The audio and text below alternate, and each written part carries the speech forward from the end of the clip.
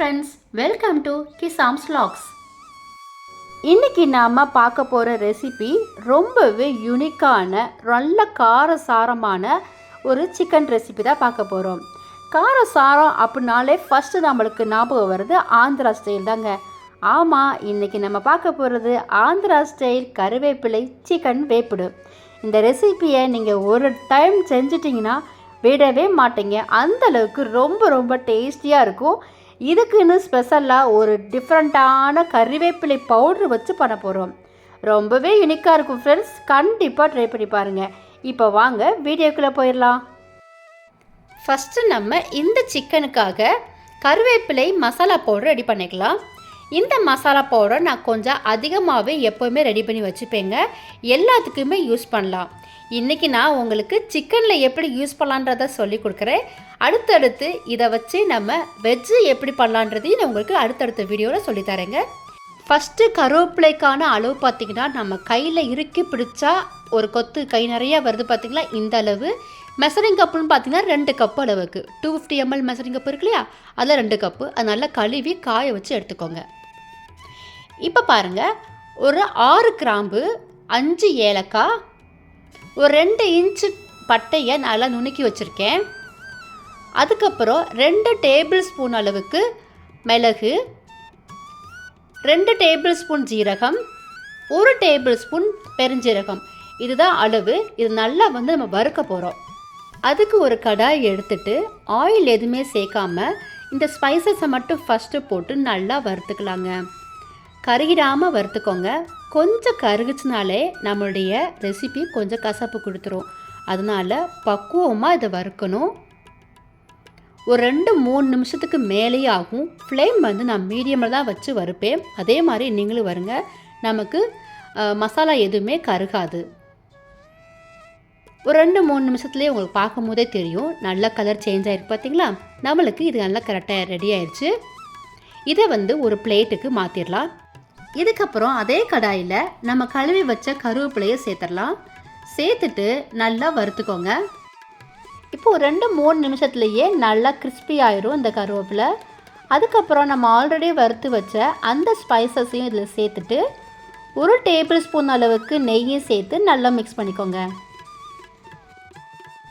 இப்போ இந்த நெய்யோடு சேர்த்து இந்த மசாலா பொருட்களையும் மிக்ஸ் பண்ணும்போது ஒரு சூப்பரான ஃப்ளேவர் கிடைக்கும்.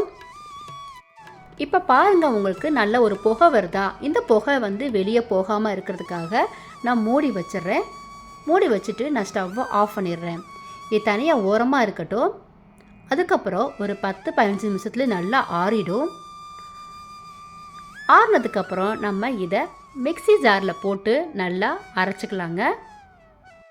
இப்போ பார்க்கும்போதே தெரியும் உங்களுக்கு மசாலா பவுடரோட பக்குவம் இந்த அளவுக்கு தான் இருக்கணும். இதோட மையாக அரைக்க வேண்டாம். இப்போ இதை ஏர் டைட் இருக்கிற கண்டெய்னரில் நம்ம ஸ்டோர் பண்ணி வச்சிடலாம். இப்போ உங்களுக்கு ஒரு சின்னதாக ஒரு டிப்ஸு சொல்கிறேங்க. நம்மளுடைய மசாலா பவுடரை ரொம்ப நாளாக நம்ம அரைச்சி வச்சோம்னா வெளியே வச்சுட்டோம் அப்படின்னா அதோட ஃப்ளேவர் கொஞ்சம் கம்மியாகும்னு சொல்லுவாங்க இல்லையா. ஆனால் இந்த மசாலா பவுடரை நீங்கள் ஃப்ரிட்ஜில் ஸ்டோர் பண்ணி வச்சுட்டிங்கன்னா அதோட வாசம் குறையாமல் அப்படியே இருக்கும். அதனால தான் ஏர் டைட்டாக இருக்கிற ஒரு கண்டெய்னரில் போட்டு வச்சிட்டிங்கன்னா ரொம்ப நாளைக்கு ஃப்ரிட்ஜில் அப்படியே இருக்கும், வாசனை குறையாமலேயே. ஓகே ஃப்ரெண்ட்ஸ், இப்போ நம்ம சிக்கன் செய்ய ஆரம்பிச்சிடலாமா. அதுக்கு நான் 1 கிலோ சிக்கனை நல்லா கழுவி எடுத்து வச்சுருக்கேன். அதை ஒரு கடாயில் போட்டுட்டு 1/2 டீஸ்பூன் அளவுக்கு மஞ்சத்தூள், 1/2 டீஸ்பூன் உப்பு, ஒரு 100 ml அளவுக்கு தண்ணி ஊற்றி வேக வச்சிடலாம். இது நல்லா வேகணும். இப்போ நான் அதை மூடி வச்சிடுறேன். ஒரு 10 நிமிஷத்துலேயே பார்த்தீங்கன்னா இது வெந்துடும். இடையில ஒரு டைம் மட்டும் இதை நல்லா மிக்ஸ் பண்ணி விட்டுக்கோங்க. இப்போ பாருங்கள், சிக்கன் நல்லா வெந்துருச்சு. இப்போ இந்த சிக்கனையும் அந்த தண்ணியும் தனித்தனியாக எடுத்து வச்சுக்கலாம். அந்த சிக்கனோட தண்ணியும் நமக்கு தேவைப்படும். இப்போ ஒரு கடாயில் 2 டேபிள் ஸ்பூன் அளவுக்கு எண்ணெய் ஊற்றிக்கோங்க. இந்த எண்ணெய் நல்லா காயணும். காஞ்சதுக்கப்புறம் ஒரு 10 முந்திரி பருப்பை 2ஆக கட் பண்ணி அதையும் நான் சேர்த்துக்கிறேன். இது நல்லா பொன்னிறமாக வறுக்கணும். நல்லா வறுப்பட்டதுக்கப்புறம் ஒரு 8 பூண்டு, ஒரு 2 இன்ச் அளவுக்கு இஞ்சி, இதை நல்லா பொடியாக கட் பண்ணணும். கட் பண்ணிவிட்டு அதையும் இப்போ சேர்த்துக்கோங்க. சேர்த்துட்டு நல்லா மிக்ஸ் பண்ணிக்கோங்க.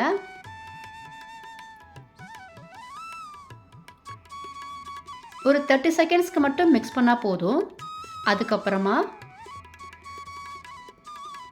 ஒரு 8 பச்சை மிளகாவை நான் நீல வாக்கில் கட் பண்ணி எடுத்து வச்சுருக்கேங்க. அதையும் இப்போ நான் சேர்த்துட்றேன். இந்த பச்சை மிளகா நான் அதிகமாக போட்டிருக்கேன், ஏன்னா இதுதான் காரம். அப்புறம் நம்ம மசாலா பவுடர் சேர்த்துருக்கிற மிளகும், அதனால் நீங்கள் பச்சை மிளகா அதிகமாகவே போட்டுக்கலாம். அதுக்கப்புறம் கொஞ்சமாக கருவேப்பிலையும் சேர்த்து ஒரு 30 செகண்ட்ஸ்க்கு மட்டும் நல்லா வதக்கிட்டு ஒரு பெரிய சைஸ் வெங்காயத்தை இந்த மாதிரி நல்லா மையாக அரைச்சிக்கிறேங்க. அரைச்சி அதையும் நான் சேர்த்துக்கிறேன்.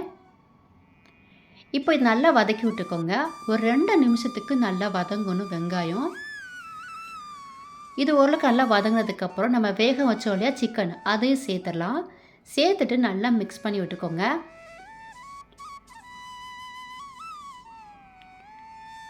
ஃப்ளேமை ஹைலேயே வச்சுக்கோங்க.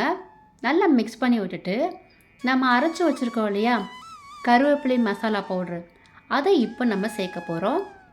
ஃபஸ்ட்டு நம்ம 1 டீஸ்பூன் அளவுக்கு மட்டும் இந்த கருவேப்பிலை மசாலா சேர்த்துட்டு அப்புறம் சிக்கனை வேக வச்ச அந்த தண்ணியும் சேர்த்து நல்லா மிக்ஸ் பண்ணிக்கோங்க. சிக்கன் வேக வைக்கும் போது ஒரு 1/2 டீஸ்பூன் மட்டும்தான் நம்ம உப்பு போட்டோம். அதனால் இப்போ ஒரு 1/2 டீஸ்பூன் உப்பு போட்டுக்கோங்க.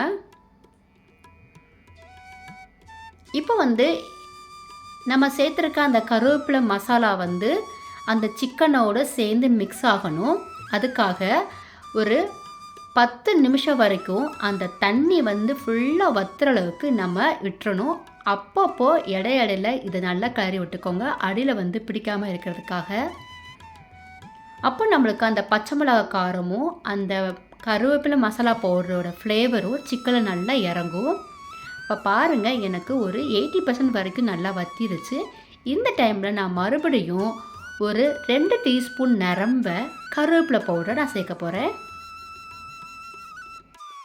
2-3 நிமிஷத்துக்கு விடாமல் நல்லா மிக்ஸ் பண்ணிக்கோங்க. மிக்ஸ் பண்ணிவிட்டு கடைசியாக 1/2 டீஸ்பூன் அளவுக்கு அந்த கருவேப்பிலை மசாலாவையும் சேர்க்கணுங்க. சேர்த்துட்டு நல்லா மிக்ஸ் பண்ணிக்கோங்க. இப்போ ஃப்ளேமை மீடியமாக வச்சுக்கோங்க. ஒரு 5 நிமிஷத்துக்கு மீடியத்துலேயே இருக்கணும். அப்போ தான் இதோட பச்சை வாடை எல்லாமே போகும். அவ்வளோதாங்க. கடைசியாக நம்ம கொத்தமல்லி தழை தூவி இந்த ரெசிபியை இறக்கிடலாம். முக்கியமாக நம்ம ஃபாலோ பண்ண வேண்டிய விஷயம்னு நீங்கள் பார்த்தீங்கன்னா, அந்த மசாலா பவுடரை சேர்க்கும் போது ஒவ்வொரு டைமுக்கும் நம்ம கேப் விடணும். அப்படி விட்டு நம்ம அந்த மசாலாவை போட்டு நல்லா மிக்ஸ் பண்ணும் போது தான் அந்த சிக்கனில் மேலே ஒரு கோட்டிங் மாதிரி நம்மளுக்கு கிடைக்கும். அதே மாதிரி அந்த மசாலாவும் சிக்கன் ஃபுல்லாக இறங்கி நம்மளுக்கு ரொம்ப டேஸ்டியாக இருக்கும். சிக்கனும் நல்லா ஜூஸியாக இருக்கும் சாப்பிட்றதுக்கு. கண்டிப்பாக இந்த ரெசிபியை நீங்கள் ட்ரை பண்ணி பாருங்கள். ட்ரை பண்ணி பார்த்துட்டு உங்களுடைய கமெண்ட்ஸை எங்களுக்கு சொல்லுங்கள்.